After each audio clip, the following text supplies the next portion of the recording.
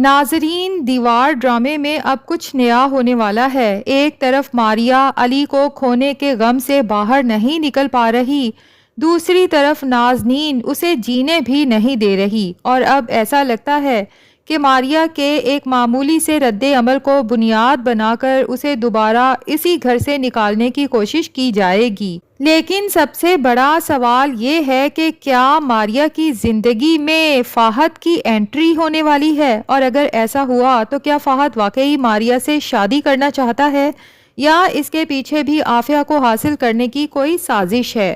ناظرین، سب سے پہلے بات کرتے ہیں احمر کی، کیونکہ اب حالات اسے ایک ایسے فیصلے کی طرف لے جا رہے ہیں جس سے وہ ہمیشہ بچتا رہا ہے۔ احمر کبھی بھی عافیہ کے والد کے بزنس کو جوائن کرنا نہیں چاہتا تھا، لیکن اب اس کے مالی حالات پہلے جیسے نہیں رہے۔ جاب ختم ہو چکی ہے، گھر کے اخراجات ہیں کہ بڑھتے ہی جا رہے ہیں، اور ایسے حالات میں شاید مجبوری احمر کو عافیہ کے آفس جوائن کرنے پر مجبور کر دے۔ لیکن یہاں اصل کھیل نازنین اور فہد کھیلنے والے ہیں۔ اگر احمر عافیہ کے آفس میں جاب شروع کرتا ہے تو اسے ہر وقت یہ احساس دلانے کی کوشش کی جا سکتی ہے کہ وہ اپنی ہی بیوی کے آفس میں ایک عام سا ملازم ہے، جبکہ آفس کے باس فہد اور عافیہ ہیں۔ فہد اور نازنین شاید ایسی صورتحال پیدا کریں کہ احمر کے دل میں خود اپنی اور عافیہ کی برابری کے حوالے سے احساس کمتری پیدا ہونے لگے۔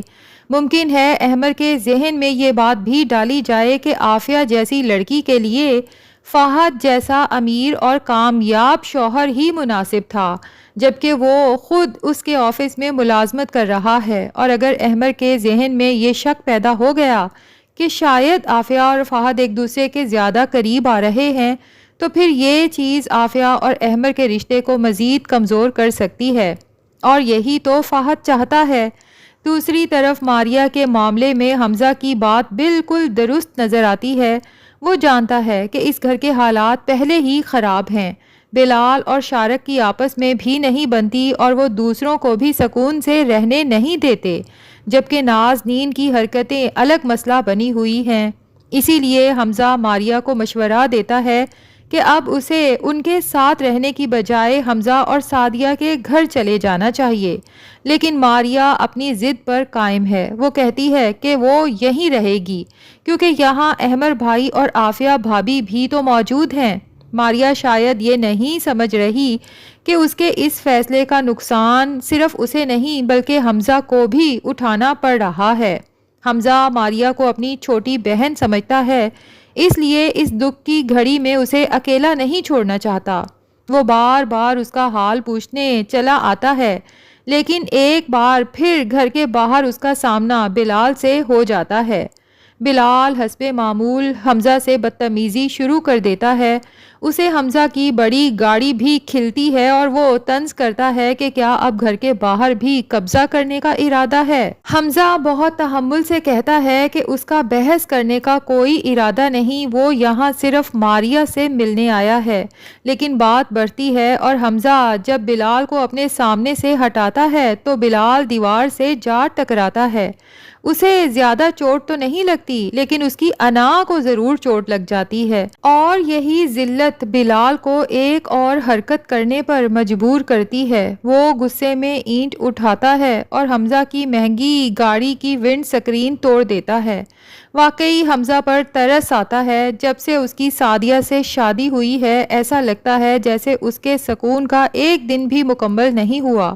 کبھی کسی کا جھگڑا، کبھی کسی کا نقصان، اور کبھی کسی کی بدتمیزی، لیکن اس کے باوجود وہ سعدیہ اور اس کے گھر والوں کا ساتھ نہیں چھوڑ رہا۔ اور اسی لیے ماریا پر بھی تھوڑا غصہ آتا ہے کہ جب اسے معلوم ہے یہاں کے حالات کیسے ہیں تو پھر حمزہ کی بات مان کر کچھ عرصے کے لیے اس کے گھر چلی کیوں نہیں جاتی۔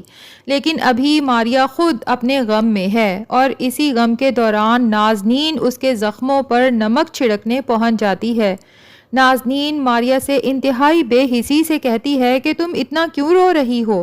اگر تم چاہو تو میں اپنی ماں سے کہہ کر تمہارے لیے کوئی اچھا سا رشتہ ڈھونڈ سکتی ہوں۔ یہ بات ماریا کے لیے ناقابل برداشت ہوتی ہے۔ وہ علی کو کھو چکی ہے اور ابھی اس صدمے سے باہر بھی نہیں نکلی، جبکہ نازنین اس کے سامنے دوسری شادی کی بات کر رہی ہے۔ ماریا غصے میں سامنے رکھا پانی کا بھرا گلاس اٹھا کر نازنین کے منہ پر دے مارتی ہے۔ اب ظاہر ہے کہ نازنین یہ بات خاموشی سے برداشت کرنے والی نہیں۔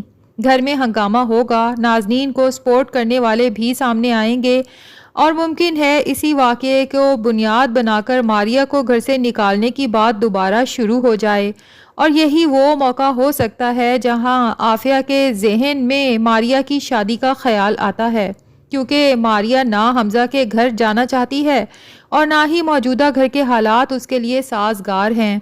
ہو سکتا ہے عافیہ خود فہد سے یہ بات ڈسکس کرے کہ ماریا کی زندگی دوبارہ بس جانی چاہیے، اور فہد کے لیے اس سے بہتر موقع اور کیا ہوگا۔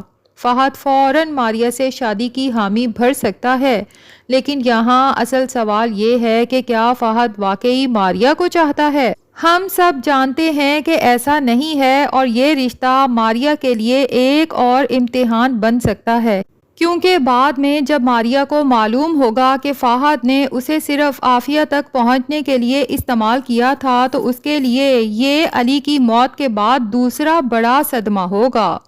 ادھر نازنین بھی مسلسل آگ سے کھیل رہی ہے۔ اسے لگتا ہے کہ وہ سب کے گھر خراب کر کے بڑی چالاکی کر رہی ہے، لیکن حقیقت میں اس کا اپنا گھر بھی خطرے میں آ چکا ہے۔ فہد کے ساتھ اس کی خفیہ باتیں، چھپ چھپ کر ملاقاتیں، مہنگے ہوٹلوں میں کھانا اور قیمتی تحفے تحائف لینا، یہ سب کچھ اگر شارق کے سامنے آ گیا تو نازیہ کے لیے صورتحال انتہائی خطرناک ہو سکتی ہے، خاص طور پر اس لیے کہ شارق پہلے ہی غصے کا بہت تیز ہے۔ جس دن اسے معلوم ہوگا کہ اس کی بیوی ایک غیر مرد کے ساتھ مسلسل رابطے میں تھی، اس دن شاید وہ نازنین کو کوئی وضاحت دینے کا بھی موقع نہ دے، اور دوسری طرف ماریا کا چوری شدہ زیور بھی ابھی مکمل طور پر دفن نہیں ہوا۔ نازنین اور اس کی ماں نے جو گولڈ کا سیٹ بیچ کر چوڑیاں خریدی تھیں ان پر شارق کی نظر پڑ چکی ہے۔ اگر شارق کسی بہانے سے وہ چوڑیاں مانگ لیتا ہے اور ساتھ ہی رسید بھی طلب کر لیتا ہے تو پھر معاملہ بہت آگے جا سکتا ہے، کیونکہ رسید کی تاریخ وہی نکلے گی جس دن ماریا کا زیور چوری ہوا تھا، تو پھر نازنین کے پاس بچنے کا راستہ بہت کم رہ جائے گا۔ اور ابھی فہد کا دیا ہوا وہ مہنگا گولڈ اور ڈائمنڈ بریسلیٹ بھی ایک الگ خطرہ ہے۔ نازنین فی الحال اسے اپنی ماں کے گھر رکھوا کر اس کے لیے جھوٹی کہانی تیار کر چکی ہے کہ یہ بریسلیٹ اسے اس کی ماں نے دیا ہے، لیکن مسئلہ یہ ہے کہ عافیہ نے وہ بریسلیٹ پہلے ہی دیکھا ہوا ہے۔ اگر عافیہ نے نازنین کی کلائی پر وہی بریسلیٹ دیکھ لیا جو فہد نے اس کے ساتھ ہی شاپنگ کے دوران خریدا تھا تو عافیہ کے ذہن میں سوال ضرور اٹھے گا کہ آخر فہد کا خریدا ہوا بریسلیٹ نازنین تک کیسے پہنچا، اور یہی وہ سوال ہے جو شاید بہت سے رازوں کا دروازہ کھول دے گا۔ عافیہ کو ابھی تک نہ فہد کی اصل نیت معلوم ہے اور نہ ہی اپنے والد شہیر کی حقیقت، لیکن جس دن اسے یہ پتہ چلے گا کہ شہیر نے بیماری کا بہانہ بنا کر اسے جان بوجھ کر بزنس میں مصروف کیا تاکہ وہ گھر اور احمر سے دور رہے، اور ساتھ ہی فہد کو اس کے آس پاس رکھنے کی پوری منصوبہ بندی کی گئی، اس دن عافیہ کے لیے یہ حقیقت قبول کرنا بہت مشکل ہوگا۔ اب اصل کھیل یہ ہے کہ پہلے کون سا راز سامنے آئے گا، ماریا کی زندگی میں فہد کا نیا رشتہ، نازنین اور فہد کی خفیہ ملاقاتیں، ماریا کے زیور کی چوری یا شہیر کی بیماری کا جھوٹ۔ اور جس دن یہ سارے راز ایک ایک کر کے کھلیں گے اس دن شاید صرف ایک گھر نہیں بلکہ کئی رشتے ایک ساتھ ٹوٹنے کے قریب ہوں گے۔